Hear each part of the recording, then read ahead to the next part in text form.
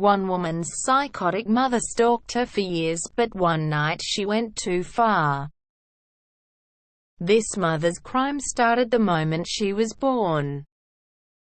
A mother's love is supposed to be unconditional, but sadly for one less than a href equals https www.reddit.com/user/scarycarry91476 greater than Reddit user less than a greater than this just wasn't true. Teresa's mother not only abused her as a child but even after she left home. Her mother would do anything in her power to make sure she was dead. Teresa decided to not so fondly call her stalker mother, Brenda, Mommy Fearest, and she definitely deserved the name after years of stalking that escalated into attempted murder. She would never love her like a true mother.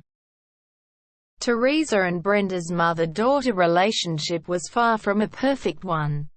Heck, it wasn't even a normal one where they could at least stand to be in the same room together. From the time Teresa was little, her mother drilled it into her head that she wasn't worth the air she breathed. No matter what Teresa did, she always received punishment. Brenda constantly blamed her for the terrible things that happened, and any attempt at reason was met with a hard punch or slap to the face. Teresa began to call her crazy mother, Mommy Fearest, because she became the ultimate stuff of nightmares. When Brenda had a miscarriage, she blamed Teresa. Teresa would always be scarred from the memory of seeing her mother in a tub filled with blood and holding a small being. Brenda looked at then 6-year-old Teresa with cold eyes and placed the small being in Teresa's arms, telling her to apologize to it. Teresa realized she was carrying what would have been her little sibling and became speechless. Her mother told her if she wasn't such a bad child that she had to beat, she wouldn't have exerted herself and her sibling would still be alive. Teresa didn't speak for 52 days because of the guilt she'd felt by her mother's words. Years later, when Teresa asked her mother how she could do such a thing, Brenda simply said, "Less than strong greater than, at least it shut you up for a while, less than strong greater than." This pattern continued. Everything was always Teresa's fault. It took years for Teresa to be able to escape from her mother's hold, and when she moved out, it was the happiest day of her life. She went on to have children of her own and maintained a fairly stable life with friends and family. But Mommy Fearest was far from done with her. Mommy Fearest strikes again and again. For over 9 years, Teresa received threatening phone calls and messages from Mommy Fearest, detailing how she would kill her and her children, her own grandchildren, in a heartbeat. Threatening phone calls and letters turned into actual acts of violence over the years. And no matter how many times Teresa tried to settle the matter in court, the judge believed Brenda's "I'm just a feeble grandmother" excuse every single time. It would take CPS to become sick of Brenda's false reports that Teresa was abusing her grandbabies, that Teresa could get a proper restraining order against her. But even then, it seemed like nothing would stop this psychotic mother. She would show up at random family events, even at Teresa's friends' baby showers, and Mommy Fearest would blame all the cold stares from everyone on Teresa.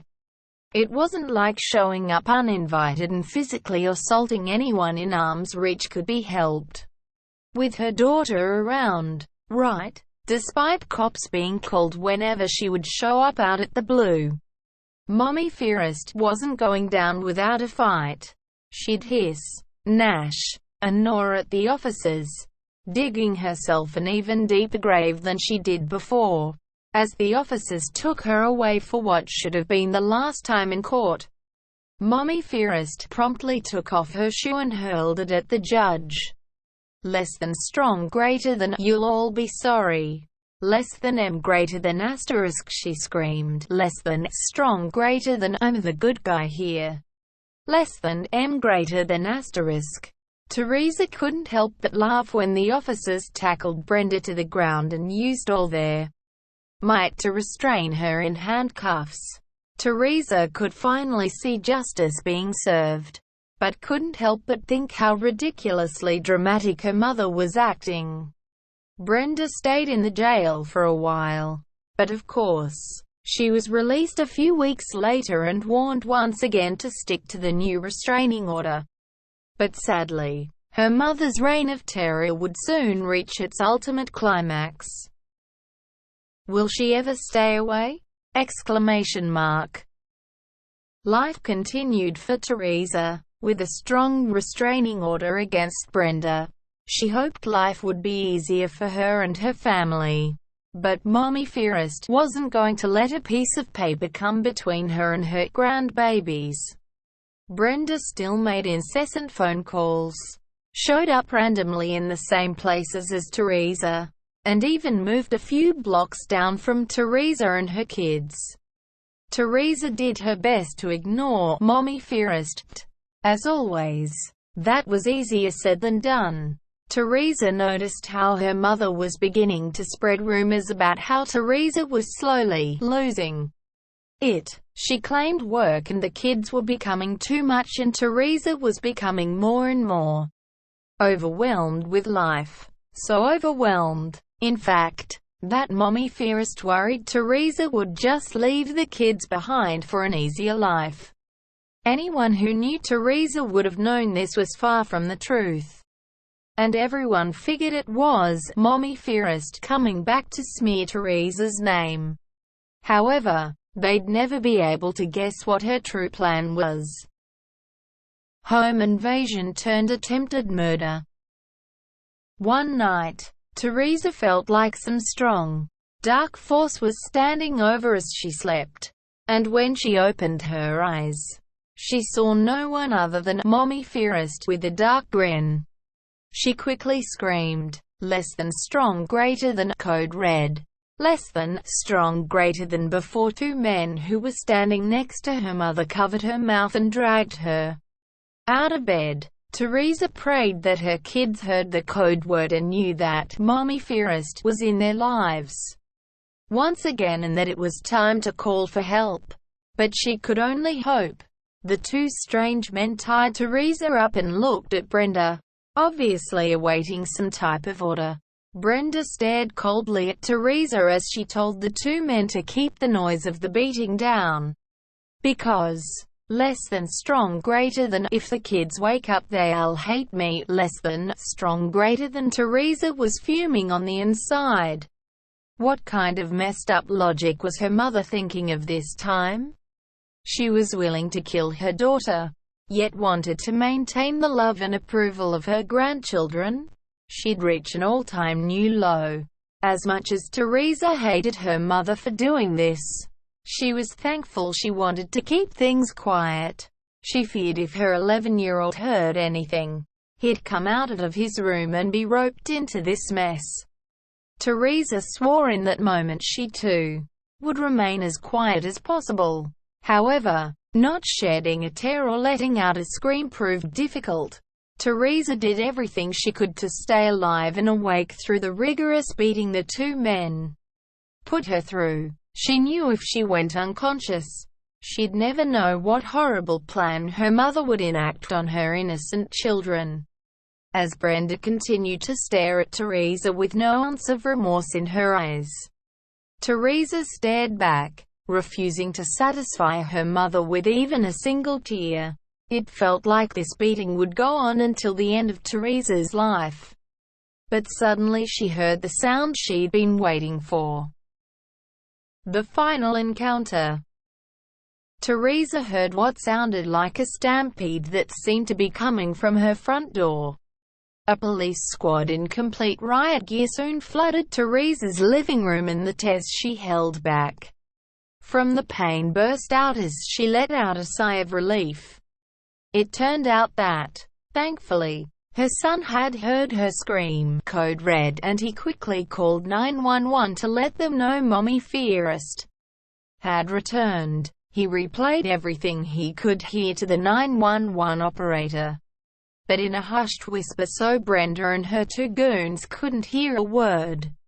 Teresa could overhear the officers go to her daughter's bedroom, where her son had snuck off to, and they said, less than strong greater than, "It's okay. We're here now. Don't come out yet. I will tell you when it's safe. Keep the door locked and keep being brave for your sisters." Less than strong greater than. Teresa smiled a little, feeling proud of her son and how he handled the situation. Yet she couldn't help but feel heartbroken he had to go through this in the first place. Brenda made her usual comments of how weak Teresa was for crying. But at that point, she didn't care. She and her children were going to be safe and the police were here to take this crazy woman off her hands. Teresa was immediately taken to the hospital for stitches for her busted face, broken ribs, collapsed lung, broken hands and arm, and, of course, the beating took a mental and emotional toll, causing PTSD. Teresa had been through so many beatings by the hands of her mother, but this one had to be the worst. On top of that, Brenda dared to pretend that she was merely at her daughter's by happenstance and that she only wanted to pay her daughter and grandchildren a completely random 3A Monsieur visit. Of course, there was no way Brenda was getting off easy, especially since she'd already broken the law by not abiding by Teresa's restraining order. Mommy Fearest was hauled off to jail, but Teresa knew that wouldn't be the end of it.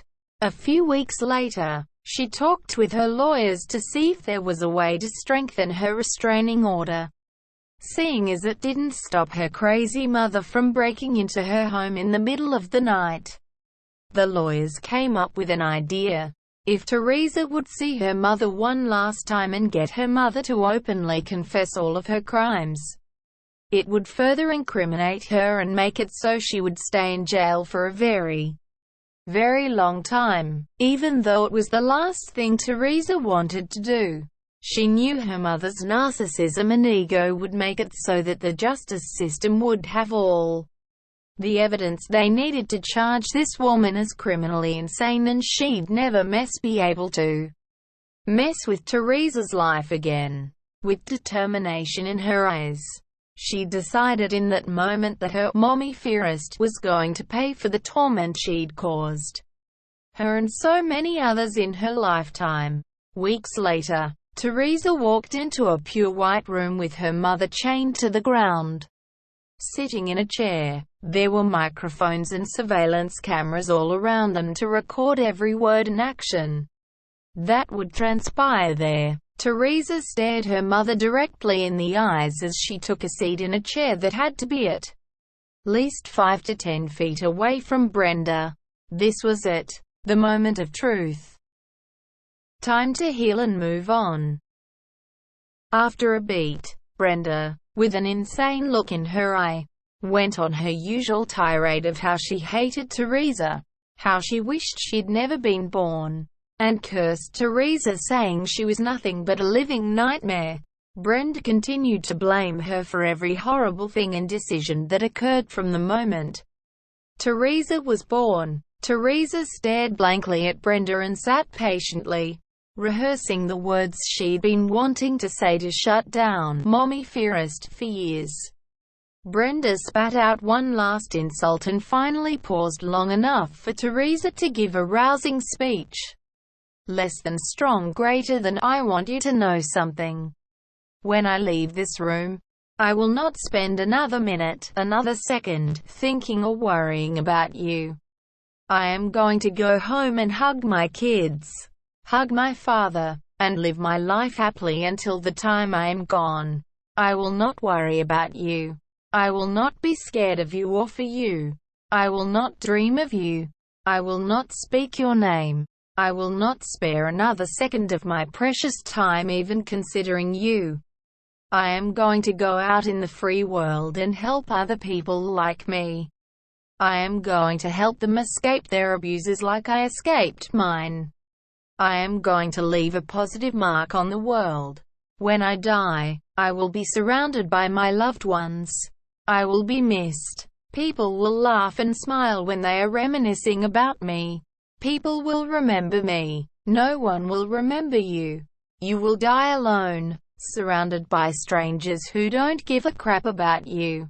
No one is going to smile and talk about all their happy memories of you.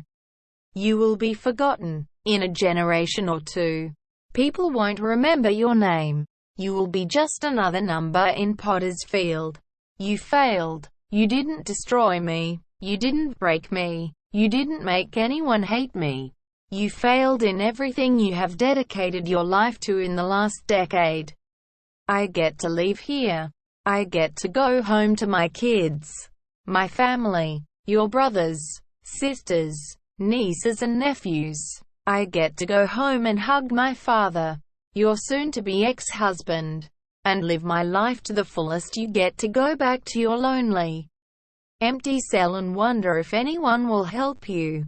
They won't. No one will. Less than, strong, greater than. Teresa had finally been able to communicate how much her own mother had hurt her and ruined her. Every word she'd written down and rehearsed over the years were finally said to the one woman who'd ruined her life from the moment she brought her into this world.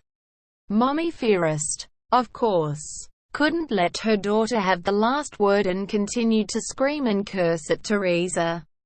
Everyone just let her drone on as she tried to escape from her chains.